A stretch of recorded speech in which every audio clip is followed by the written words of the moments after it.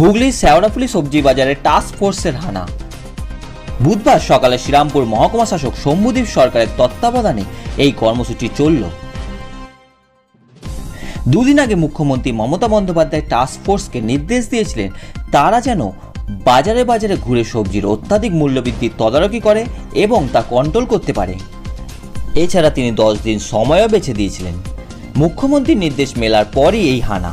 আমি মজুদদারি ফোরেদের বারবারান্ত ঠেকাতে একটা টাস্ক ফোর্স তৈরি করে দিয়েছিলাম, যাতে agri marketing, police, agriculture department, ARD department, cooperation, horticulture, food and supply, এসব ডিপার্টমেন্ট থেকে প্রতিনিধিরা আছেন, বাজার সমিতির লোকেরাও আছেন। টাস্ক ফোর্সের কাজ ছিল বাজারের দাম নিয়ন্ত্রণ করা। তারা এখন কি করছে? তারা কি টাস্ক ফোর্সের মিটিং করছে এখন রেগুলারলি, নাকি ইলেকশনের সময় 3 মাস সব ঘুমিয়েছিল? ইলেকশনটা মাথায় আসা নয়।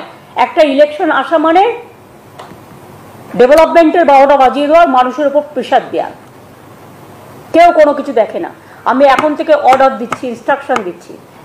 If you think it's a instruction, yes, 7 দিন পর পর এই মিটিংটা কম্পালসারি করতে হবে, যাতে চিফ সেক্রেটারি, হোম সেক্রেটারি এবং ফাইন্যান্স সেক্রেটারিকে আমি ইনক্লুড করে দিলাম।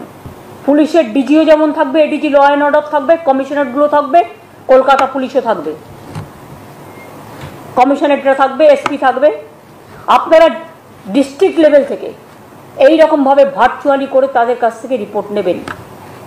আর বাজার কমিটিকেও তো আমরা ডিপ্রাইভ করছি না, আমরা তাদের ওপিনিয়নও নেব।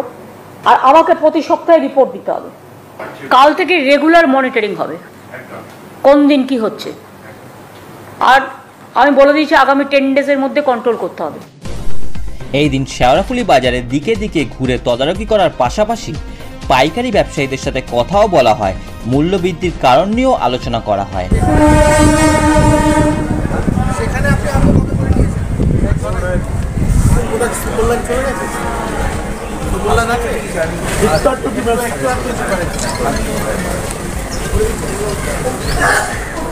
এটা আপনাদেরকে দেখতে হবে, এরকম করে হুটাট বাড়ানো যাবে না।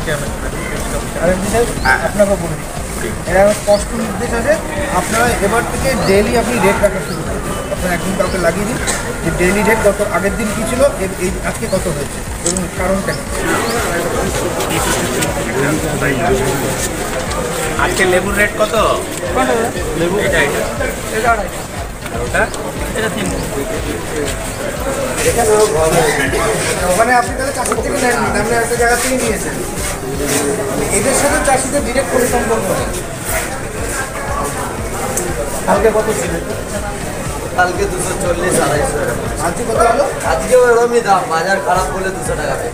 এই দিন কাকুরগাছি, ভিআইপি বাজার, শিয়ালদহ কোলে মার্কেট, চুচুড়া, শেওড়াফুলি, আসানসোল, বোলপুর সব জায়গাতেই টাস্ক ফোর্স হানা দেয়।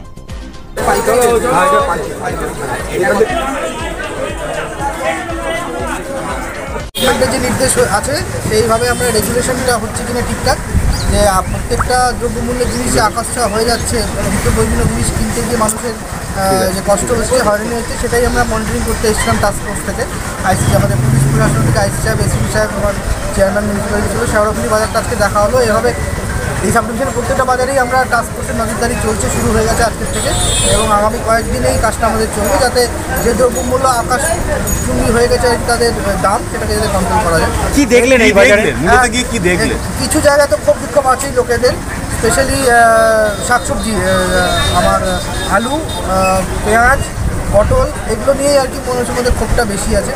তো আমরা রেসপেক্টিভ যে মার্কেট কমিটির সেক্রেটারি বা যারা কর্তৃপক্ষ আছে এবং খুচরো ব্যবসায়ী যারা আছে, তাদেরকে যা নির্দেশ দেওয়া দিয়ে দিলাম। আরএমসির লোকও আমাদের এখানকার মার্কেট কমিটি, তারা খুব শীঘ্রই ব্যাপারটাকে নিয়ে বসার আমরা নির্দেশ দেওয়া হবে, করা হয়েছে, যাতে অতি সত্ত্বরই রেটটাকে আমরা রেগুলেট করতে পারি।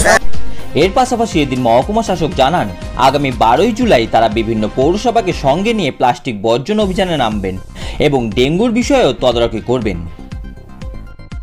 ওটা শ্রীরামপুর সাব ডিভিশনে আগামী 12 তারিখ থেকে প্রত্যেকটা মিউনিসিপ্যালিটিকে নির্দেশ দেওয়া হয়েছে যে all municipalities will be going for a plastic free drive.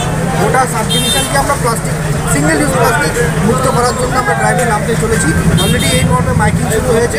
আপনারা জানেন ডেঙ্গির প্রকোপ আমাদের একটা সামনে বাড়ার একটা সম্ভাবনা রয়েছে, যেহেতু বর্ষাকাল এসছে। তো সেই নিয়ে ক্লিনলিনেস ড্রাইভের এবং তার সাথে সাথে নো প্লাস্টিক ক্যাম্পেন, এটা আগামী 12 তারিখ থেকে শুরু হচ্ছে। আপনার